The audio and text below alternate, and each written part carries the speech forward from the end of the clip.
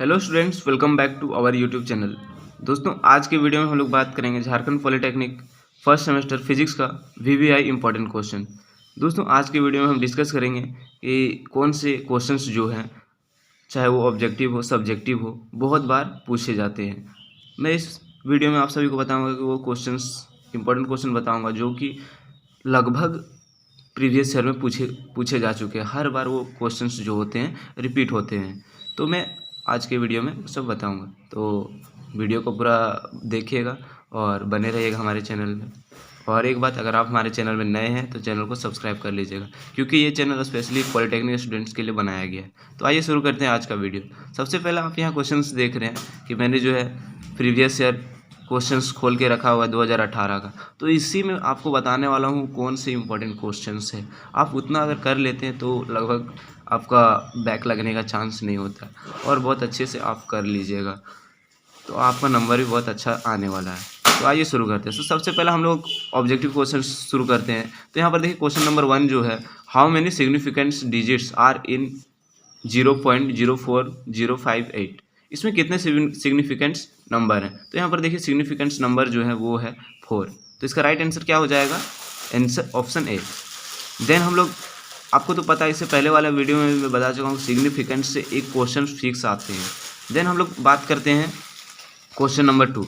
When we kick a stone we get hurt, this is due to. मतलब कोई stone को यानी पत्थर को हम लोग धक्का देते या मारते हैं तो हम लोग को लगता है, इसका क्या कारण है? तो देखिए मोमेंटम के कारण जो है ऐसा होता है। Then the mass of body is half and its speed is double, what happen to kinetic energy of the body. जब कोई बॉडी का जो मास है वो हाफ होता है और उसका स्पीड डबल होता है तो काइनेटिक एनर्जी क्या होगा? तो यहाँ पर देखिए काइनेटिक एनर्जी जो होगा वो 4 टाइम्स हो जाएगा। ओके, देन हम लोग बढ़ते हैं नेक्स्ट क्वेश्चंस की ओर। Question number 4, viscosity is a property of. Viscosity किसका प्रॉपर्टी है? Liquid only, solid only, solid and liquid only, तो या फिर लिक्विड एंड गैस ओनली। तो यहाँ पर तो देखिए विस्कोसिटी जो है लिक्विड एंड गैस का ही, ओनली गैस का जो है प्रॉपर्टी है। तो ये क्वेश्चंस जो है लगभग पूछता है, विस्कोसिटी से हर बार क्वेश्चंस पूछता है, तो इसको थोड़ा सा अच्छे से कर लीजिएगा। देन हम लोग बढ़ते हैं नेक्स्ट क्वेश्चंस की ओर। The spherical shape of raindrops is due to. Raindrop का जो गोल जो शेप होता है वो किसके कारण होता है? तो सरफेस टेंशन के कारण होता है, आपने पढ़ा होगा। कोई स्टूडेंट्स जो हैं हिंदी मीडियम से होंगे तो उनको थोड़ा सा प्रॉब्लम होता होगा। तो देखिए इसका क्या है कि वर्षा की बूंदें जो होती है वो गोल क्यों होती है, ये क्वेश्चन आपने पढ़ा होगा और उसका आंसर आपने पृष्ठ तनाव पढ़ा होगा, तो वही सरफेस टेंशन है। देन हम लोग बढ़ते हैं नेक्स्ट क्वेश्चन की ओर। Which one of the following substance possesses the highest elasticity. तो यहाँ पर किस में सबसे ज़्यादा जो है इलास्टिसिटी होगा? तो यहाँ पर देखिए रबर में, ग्लास में, स्टील में या फिर कॉपर में। तो यहाँ पर देखिए सबसे अधिक जो होगा वो स्टील में होगा। देन हम लोग बात करते हैं next question. As we go from equator of pole the value of G. अगर हम लोग जो है इक्वेटर पोल की तरफ जाते हैं तो जी यानी ग्रेविटी का क्या वैल्यू जो होता है, क्या होता है? इंक्रीज़ होता है, डिक्रीज़ होता है, सेम रहता है? तो इसका जो वैल्यू होता है वो इंक्रीज़ होता है। तो राइट आंसर क्या हो जाएगा? B. So now we discuss about very very important question. अब हम लोग जो है लॉन्ग क्वेश्चंस की बात करेंगे जो कि बहुत ही इंपॉर्टेंट है। तो देखिए क्वेश्चन नंबर यहाँ पर दिखा रहा है, state and explain Newton's law of gravitational and define the gravitational constant, then what is its SI unit. तो न्यूटन लॉ ऑफ ग्रेविटेशनल को क्या है वो पूछा है, उसके बाद इसका ग्रेविटेशनल कांस्टेंट जी क्या है, उसके बाद यहाँ पर 3 क्वेश्चन है, इसका एसआई यूनिट क्या। तो ये क्वेश्चन जो बहुत ज़्यादा इंपॉर्टेंट है, तो इस क्वेश्चंस को तो आप बिल्कुल ही मत छोड़िए, इस क्वेश्चन को तो कर ही लीजिएगा। चाहे हो सकता है आपको एक क्वेश्चंस में ग्रेविटेशनल पूछ दे या फिर ये ग्रेविटेशनल कांस्टेंट पूछ दे, तो ये दोनों में से एक क्वेश्चंस तो फिक्स है आते हैं या फिर दोनों कभी कभी आते हैं, तो इसको आप बिल्कुल मत छोड़िएगा। देन हम लोग बात करते हैं नेक्स्ट क्वेश्चन कि क्या है। तो इसका आंसर जो है मैं कुछ ही देर में, पहले हम लोग क्वेश्चन डिस्कस कर लेते हैं इंपॉर्टेंट क्वेश्चन, उसके बाद हम लोग आंसर डिस्कस करेंगे। अब डोंट वरी, आंसर भी आपको मिल जाएगा। देन हम लोग बात करते हैं नेक्स्ट क्वेश्चन की ओर। What is simple harmonic motion. Simple harmonic motion क्या है, इससे भी जो है बहुत बार ये क्वेश्चन जो बहुत बार रिपीट हुआ है। सिंपल हार्मोनिक मोशन क्या है डिफाइन करने बोलता है, या फिर कभी कभी ये भी पूछता है find the expression for velocity and acceleration of the body executing SHM यानी सिंपल हार्मोनिक मोशन। तो ये भी क्वेश्चंस जो है बार बार पूछता है, सिंपल हार्मोनिक मोशन क्या है, ये भी क्वेश्चंस जो है बहुत बार पूछा जा चुका है, तो इसको भी आप कर लीजिएगा। अभी मैं इसका आंसर बताने वाला हूँ। देन हम लोग बढ़ते हैं question number 3। Define the term accuracy, precision, absolute error and percentage error. Error और एक्यूरेसी प्रिसीजन से जो है हमेशा क्वेश्चंस जो है पूछते रहते हैं, ये भी क्वेश्चंस बहुत ही इंपॉर्टेंट है, तो इसको भी आप कर लीजिएगा। तो इस बार भी चांस है कि इस टाइप्स के क्वेश्चंस जो है पूछे, क्योंकि एरर से जो क्वेश्चंस है हमेशा आते हैं, एरर जो है क्वेश्चंस हमेशा पूछते हैं एरर से। देन हम लोग बढ़ते हैं नेक्स्ट क्वेश्चंस की ओर। Define surface tension and write its SI unit. Surface tension को डिफाइन कीजिए, उसके बाद इसका SI यूनिट क्या होगा। सरफेस टेंशन भी बहुत ही इंपॉर्टेंट क्वेश्चन है, तो इसको भी आप एक बार अच्छे से कर लीजिएगा, प्रिपरेशन कर लीजिएगा।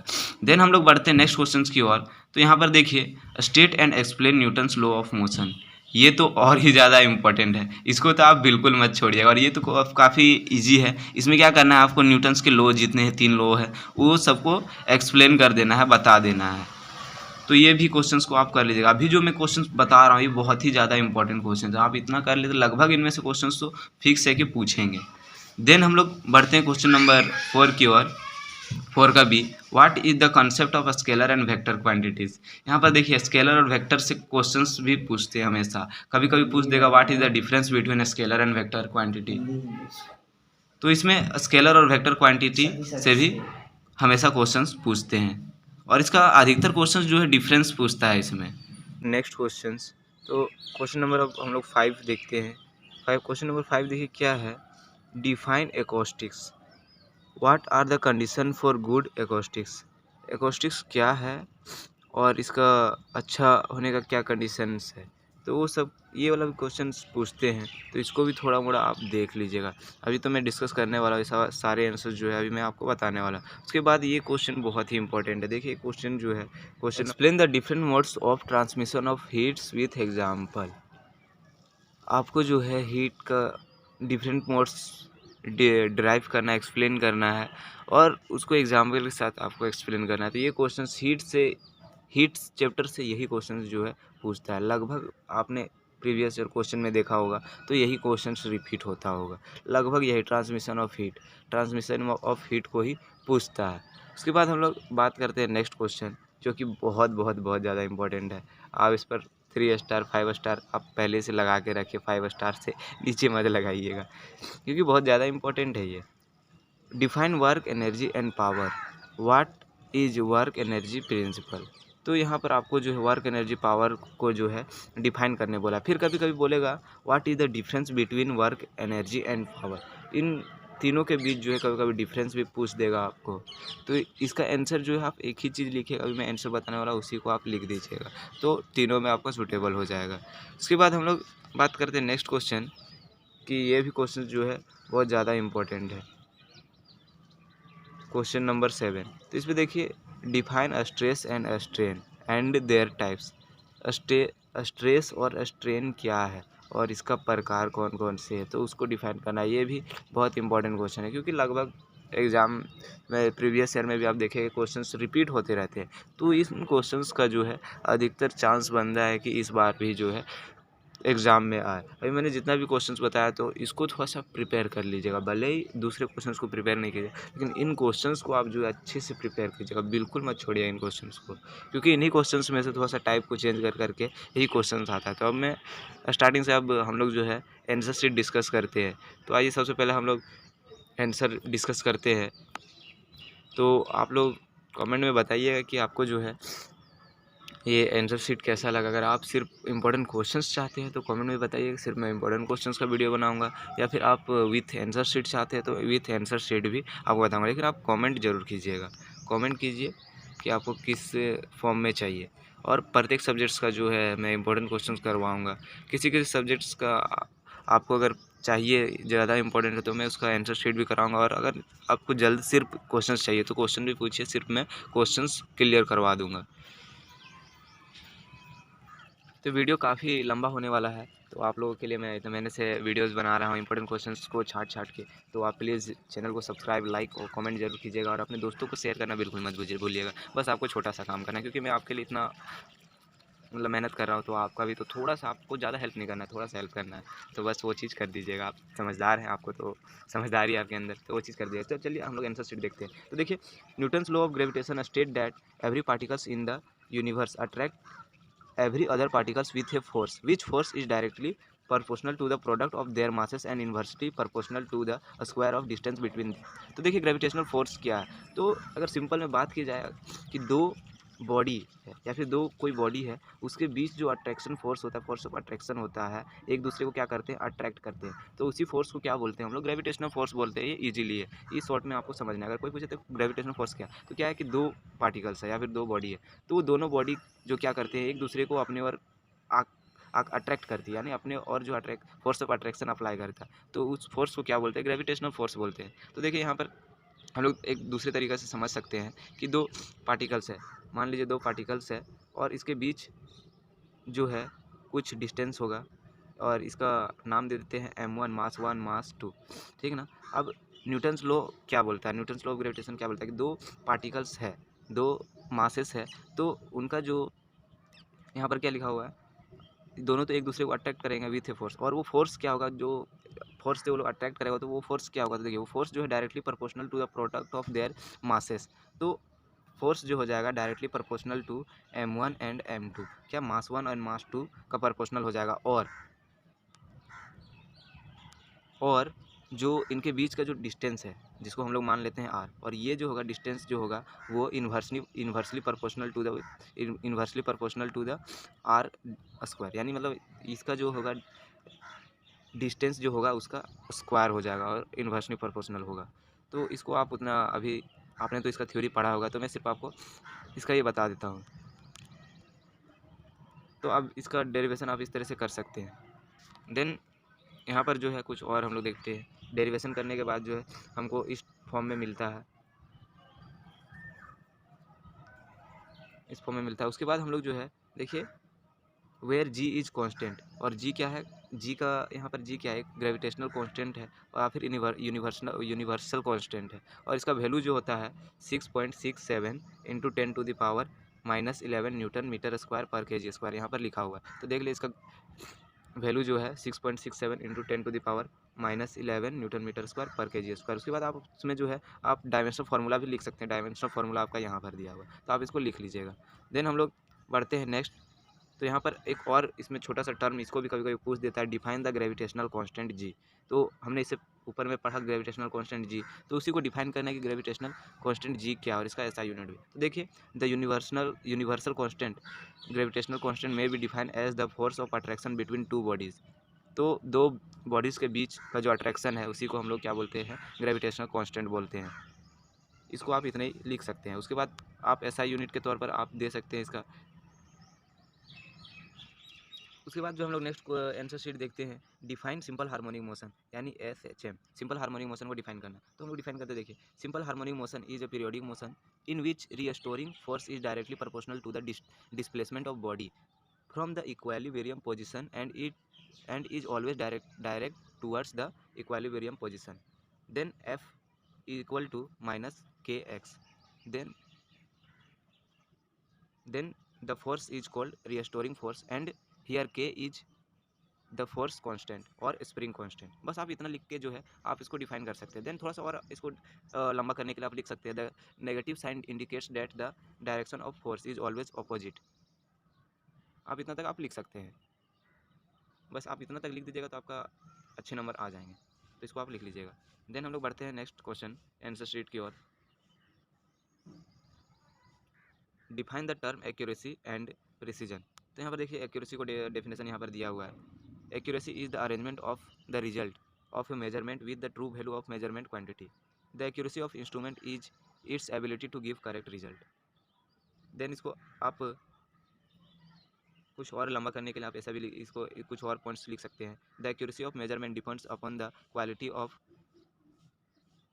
Of instrument and selection of proper instrument. Example जो है diameter of ball bearing can be measured more accurately by micrometer than of vernier। आप इतना आप लिख सकते हैं, इतना काफ़ी है। देन नेक्स्ट हम लोग प्रिसीजन देखते हैं। प्रिसीजन क्या है? The degree of which an instrument will repeat the same value of measurement means reading is called precision. आप इतना लिखिएगा तो काफ़ी है आपका। देन हम लोग नेक्स्ट आंसर शीट की ओर बढ़ते हैं। Define surface tension and it's SI unit. Surface tension क्या है और इसका एसआई यूनिट पूछा है, तो हम लोग देखते हैं सरफेस टेंशन। देखिए यहाँ पर सरफेस टेंशन दिया हुआ है। Surface tension is a property of liquid. Surface tends to occupy a minimum surface area, behaves like a stretched membrane. Surface tension as the force acting per unit length of the line drawn on the surface of the liquid, the direction being at right angle to this line and tangentially to the surface of liquid। इतना आप लिख दीजिएगा तो काफ़ी है। उसके बाद surface tension equal to T equal to F by I भी लिख सकते हैं इसको। उसके बाद SI unit of surface tension is Newton per metre या फिर न्यूटन पर मीटर आप बोल सकते हैं। इसके बाद डायमेंशनल फार्मूला भी आप डिराइव कर सकते हैं, यहाँ पर लिखा हुआ है।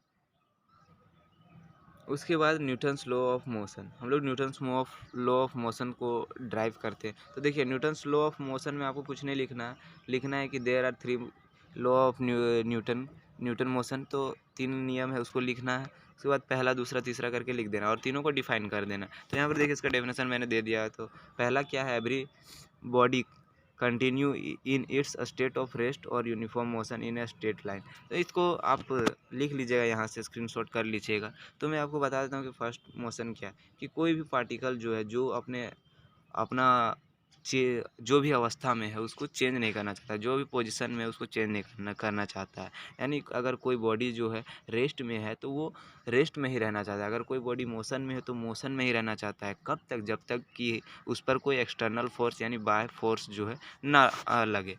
तो वो अपने जो पोजीशन है उसी में रहना चाहता है। तो ये न्यूटन का फर्स्ट नियम है। देन हम लोग न्यूटन का फर्स्ट नियम को देखते हैं। न्यूटन का फर्स्ट नियम क्या है कि सेकंड नियम हम लोग देखते हैं, न्यूटन का सेकंड लॉ देखते हैं। सेकंड लॉ क्या है? Rate of change of momentum of a body is proportional to the applied force and take place in the direction of force. तो इतना आपको लिख देना है, थोड़ा सा ड्राइव कर दीजिएगा इसको। उसके बाद न्यूटन्स का थर्ड लॉ तो पता ही है, every action there is equal and opposite reaction. इतना आप लिख दीजिएगा तो काफ़ी है। Then discuss about concept of scalar and vector. तो आप इसको स्क्रीनशॉट करके लिख लीजिएगा।